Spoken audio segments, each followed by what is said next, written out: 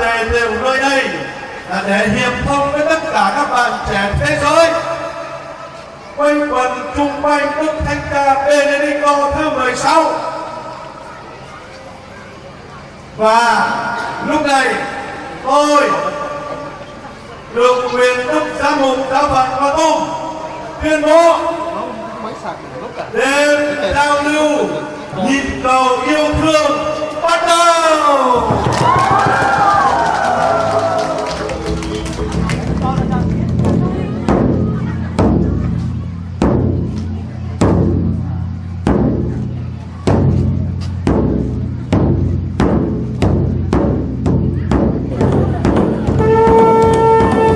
Vì chủ trương của chúng ta đã gọi tiếng chống đầu tiên khai mạc một tràng pháo tay được nữa.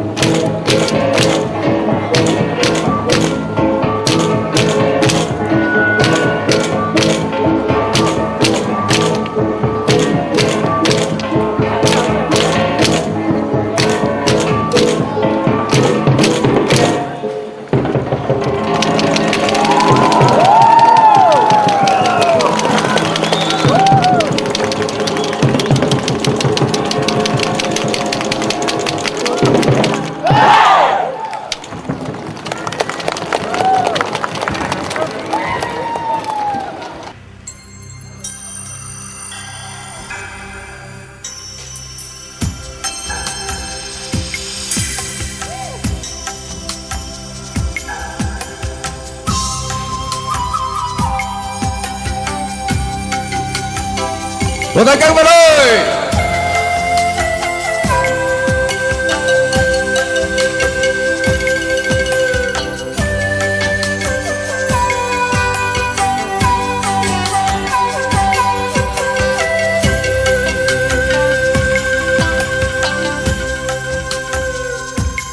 Yesus rai perkepran kaprong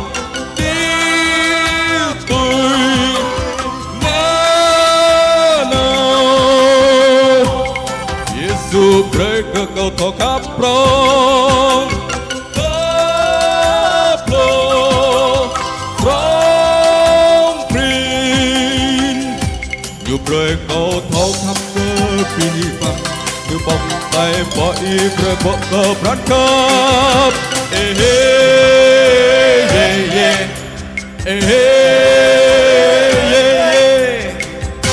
Abang brand kau Apa brand nhằm chỉ ở đó ta ta rơ hao khắp ta pran ta rơ hao khắp ta mờ nuôi Giêsu đến cho tình yêu lớn mãi lớn hoài Giêsu đến cho tình yêu khát cháy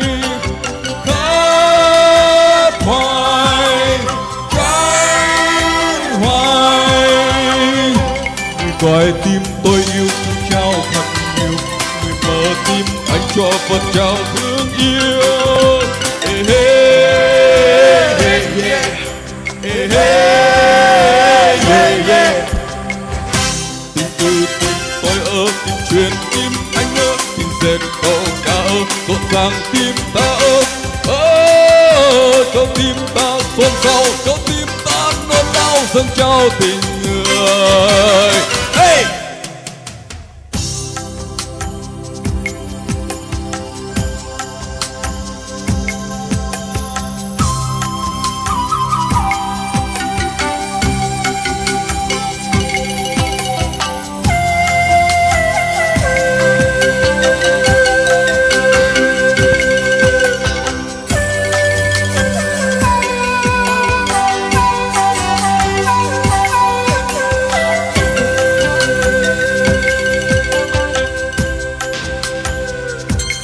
Giêsu đến cho tình yêu lớn mãi, lớn hoài, lớn hoài.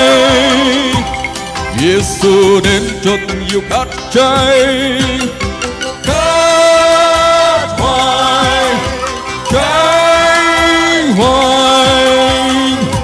Người gọi tim tôi yêu thương trao thật nhiều, người mở tim anh cho một trao thương yêu. Hey, hey, yeah, yeah. Hey, hey, yeah, yeah.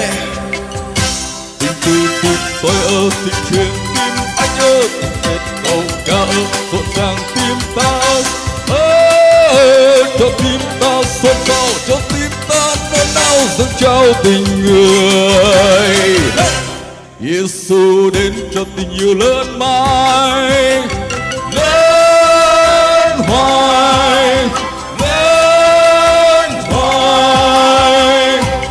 Giêsu rai prega pran kaprong đi tôi na na.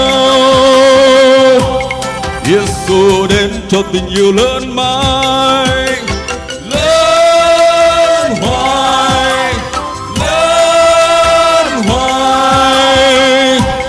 Giêsu prega câu thao khắp rong đi tôi na na.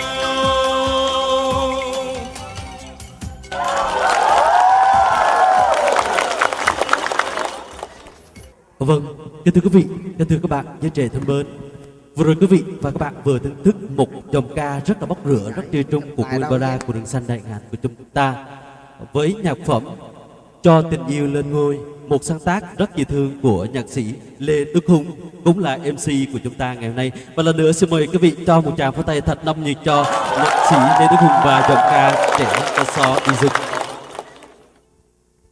Vâng, kính thưa quý vị, liên tục chương trình chúng tôi xin mời quý vị chúng ta cùng đến với một tiết mục múa với nhạc phẩm Nhịp Chiên, nhạc của Đỗ Lộc, biên đạo múa của Sobra. Xin mời quý vị và các bạn chúng ta hãy cho một tràng vỗ tay thật nồng nhiệt cho tiết mục múa Nhịp Chiên.